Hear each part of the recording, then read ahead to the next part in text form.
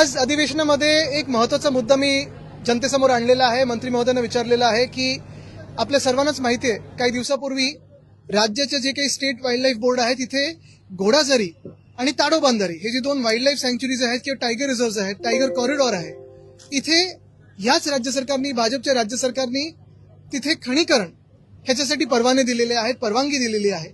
आणि आता हे दोन्ही प्रस्ताव हे केंद्राकडे पाठवलेले आहेत.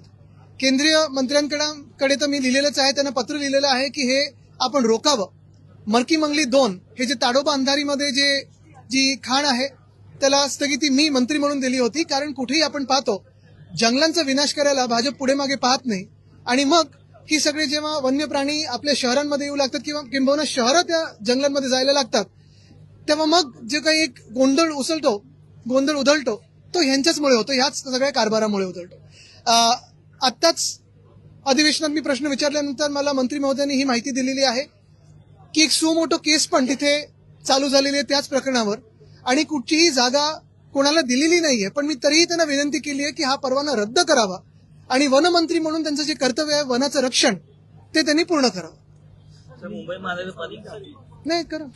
दुसरीकडे आपण जर मुंबईतलं वातावरण पाहायला गेलं तर प्रदूषण मोठ्या प्रमाणात वाढलेली AQI जो आहे हा दिवसेंदिवस खालावत जातोय. त्याच्या बाबतीत काँग्रेसचे अनेक आमदार आंदोलनं करतायत, रोज मास्क लावून ते मुद्दे हातात घेत आहेत. मला वाटतं आता मास्क लावून उपयोग नाहीये. AQI कमी करायचं असेल तर राज्य सरकार असो किंवा मुंबई महानगरपालिका असो त्यांच्यासमोर जे परदेशी VIP व्हिजिटर्स येतात त्यांचा मास्क लावून आलं पाहिजे. ते दिसले की बरोबर हे सगळं कन्स्ट्रक्शनवर बंदी आणतात आणि AQI सुधारतो.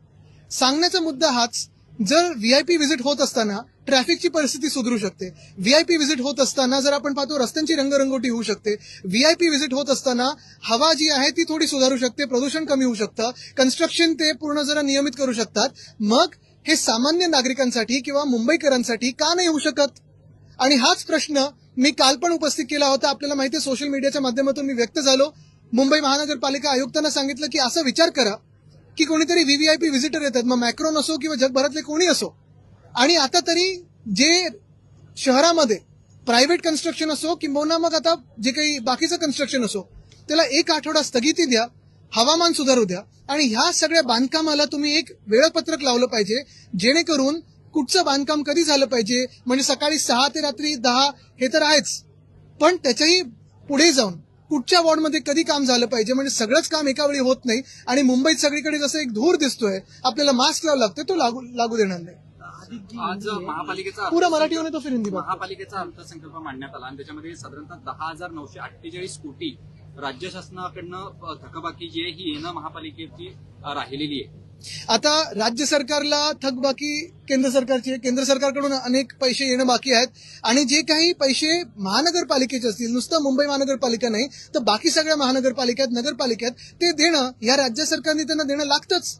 कारण शेवटी जर आपण पाहाल तर ह्या स्थानिक स्वराज्य संस्था ज्या असतात ते लोकांमधून निवडून आलेले लोकप्रतिनिधी चालवत असतात. लोकांचे जे गटर वॉटर मीटरचे प्रश्न असतात ते सोडवत असतात आणि ह्या प्रश्नांसाठी हे देणं फार महत्वाचं आहे. उदाहरणतः जर आपण पाहिलं तर माझी ही नेहमीच मागणी राहिलेली आहे आणि मंत्री असताना या सरकारमध्ये असताना ह्याच्यावर काम देखील होतं की मुंबई महानगरपालिकेच्या माध्यमातून BST सारख्या संस्थेला तुम्ही पाठबळ देणं गरजेचंच आहे.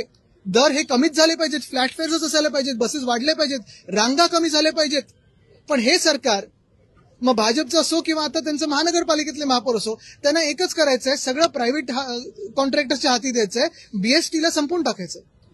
आदित्यजी, एकीकडे अनेक जिल्ह्यांमध्ये पोलीस भरती सुरू आहे आणि मैदानी चाचणीमध्ये अनेक कॅन्डिडेट जे आहेत ते अपात्र ठरत आहेत. त्याचं कारण म्हणजे प्रशासनाने यंदा जी उंचीचे कारण दाखवलेले आहेत, कारण या उंचीच्या ज्या काही यंत्रणा आहेत त्याच्यावरती या सगळ्या कॅन्डिडेट्सनी अनेक प्रश्न उपस्थित केलेले आहेत. तिथेच दुसरीकडे प्रशासनाने या सगळ्या कॅन्डिडेट्सची सोय केलेली नाहीये व्यवस्थित, त्यामुळे अनेक जे कॅन्डिडेट्स आहेत त्यांचे दुर्दैवी मृत्यू देखील होत आहेत. आता हे जेव्हा तुम्ही सगळं ऑर्गनाईज करत असता त्याच्यातून तुम्ही किती तयार आहात या सगळ्या गोष्टी नीट करून घेण्यासाठी हे दिसतं. आणि जे तुम्ही आता मला सांगितलं उंचीचे जे काही त्याच्यात नियम टाकले असतील वगैरे ह्याच्यातून या सरकारची वैचारिक उंची काय आहे ते कळतं.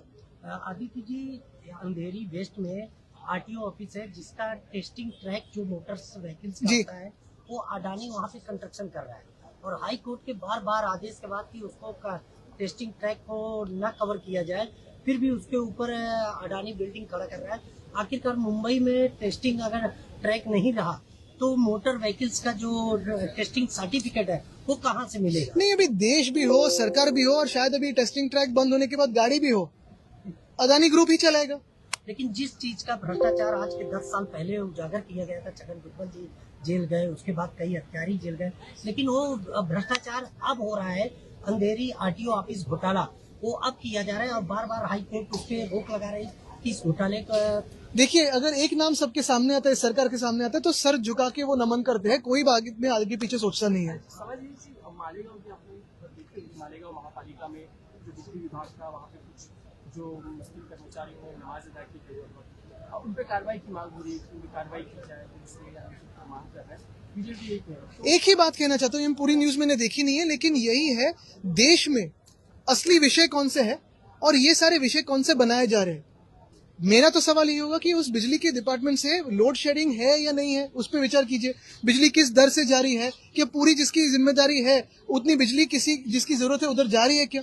यानी हम देश को कहाँ लेके जाना चाहते हैं और भाजपा कहाँ खींचना चाहता है, ये इसमें जो एक अंतर है उसके बारे में हम नहीं तो आपने सोचना चाहिए। आदित्य जी, डीजीसीए ने कारवाई केलेली आहे VSR कंपनी। तुम्ही यांचा प्रश्न घेतला था? मराठीत।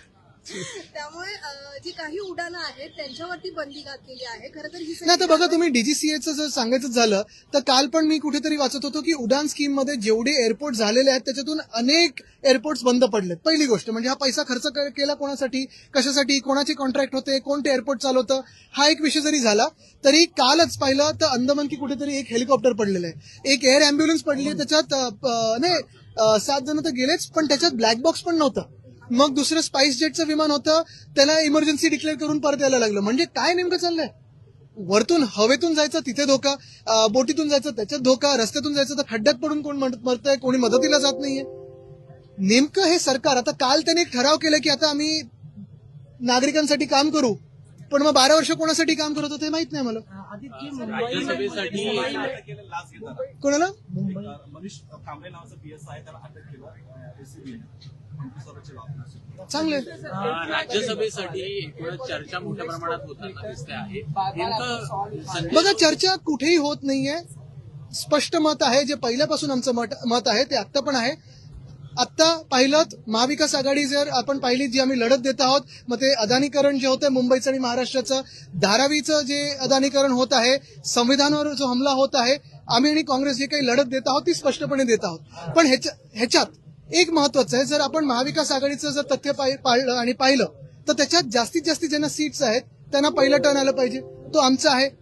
परत मी तुम्हाला सांगतो, हे जरी असलं लॉजिकली तरी दुसरी गोष्ट म्हणजे संजय राऊत जी असतील किंवा प्रियंका चतुर्वेदी जी असतील, आमचे 2 खासदार म्हणून, मी याच्यात नावं म्हणून नाही पाहते, व्यक्ती म्हणून पाहत नाहीये, 2 खासदार म्हणून पण राज्यसभेत इंडिया आघाडीत बाकीचे कोण आहेत कोण नाहीत मला माहित नाही, कोण वॉकआउट करतं, कोण अदानी वगैरे, ह्या सगळ्या विषयावर पण आम्ही काँग्रेस बरोबर ठामपणे लढत आहोत। देशात तुम्ही पाहता इंडिया आघाडीत कोण कोण आहे आता तरी मला माहित नाही, पण शिवसेना उद्धव बाळासाहेब ठाकरे पक्ष म्हणून आम्ही लढत देत आहोत। आता प्रश्न हाच राहतो की ज्यांची जास्तीत जास्त संख्या आहे, ज्यांचा टर्न आहे आणि ज्यांचा आवाज तिथे बुलंद आहे राज्यसभेत, म्हणून आमचा क्लेम आहे आणि आमच्या पक्षाच्या आमदार जे आता मतदान करतात ह्याच्यात त्या 20 जणांचं ठाम मत आहे की शिवसेना उद्धव बाळासाहेब ठाकरे पक्षाकडे ही सीट यावी। आम्ही ह्या सीटवर क्लेम केलेला आहे, दावा केलेला आहे आणि कुठेही त्याच्यात बदल झालेला नाहीये। शरद पवारांच्या संदर्भात जे बोललं जात आहे, नेमकं संजय राऊत पण बोलताना बोलतात की त्यांची इच्छा आहे। आणि बघा, तुम्हाला परत एकदा सांगतो, मी व्यक्ती म्हणून नाही, मी माझं पक्षाचं मत सांगतो।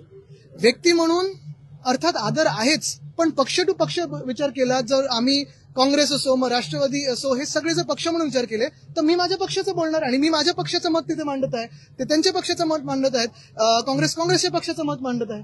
पण कुठेतरी मग या संदर्भात विधान परिषदेवर परिणाम होताना दिसत। दोन्ही निवडणुका संबंधित नाहीत, वेगळ्या वेगळ्या निवडणुका आहेत, नाही तर 2029ची पण चर्चा करायला लागेल। मग आत्ताची होऊन गेलेली निवडणूक कोण कुठे लढलं, कसं लढलं, कोण कुठच्या गटात गेलं जिंकून आल्यानंतर, ह्याच्यावर पण चर्चा व्हायला लागेल। अजी सवाल है कि राज्यसभा को लेकर आप लोग बार-बार कह रहे हैं कि आपके पार्टी का व्यक्ति जाना चाहिए वहाँ पे, आपका क्लेम है, लेकिन क्लेम नहीं है, लॉजिकल क्लेम है, पॉलिटिकल क्लेम है, टेक्निकल क्लेम है और सत्य भी है, तथ्य भी है। कांग्रेस और राष्ट्रवादी यही कहना है कि बैठेंगे, बात करेंगे, शरद पवार जी का नाम सामने चले आता है। इंडिया अलायंस को लेकर देखिए, नाम मैं व्यक्ति में नहीं जा रहा हूं क्योंकि व्यक्ति कोई भी हो, हर एक के बारे में आदर है ही। वैसे कांग्रेस भी कोई बड़ी व्यक्ति का नाम ला सकता है, कोई भी ला सकता है। एक ही बात है, अगर एमवीए और इंडिया अलायंस पूरी आप देखें तो जो भी विषय में हम लड़ रहे हैं, फिर वो अदानीकरण जो हो रहा है, देश का हो रहा है, महाराष्ट्र का हो रहा है, मुंबई जो बेची जा रही है बीजेपी के हाथों से, ये सारे जो संविधान पे अन्याय हो रहा है, महाराष्ट्र पे अन्याय हो रहा है, उसके खिलाफ हम कंधों से कंधा लड़ाते हैं कांग्रेस के साथ, उधर साथ में रहते। आप अगर देखें, बात करें तो फिर आंकड़ों के हिसाब से जाओ, या फिर जो भी एमवीए का ये होता है, प्रोसेस होता है, उससे हमारा ही दावा है। और 2020 में ऐसे ही हमने एनसीपी को एक बार तो की हमारी सीट अदा की है, और तब फौजिया खान जी जीत के आई थी, लेकिन 2022 में हमारे नहीं आए थे। तो इस बार हमारा दावा है और हमारा दावा पक्का है। पता आता अगर मगर में बात नहीं है, अभी हमारा दावा है। देखिए, मैं वापस कहता हूं कि अगर मगर की बात ही नहीं। धन्यवाद।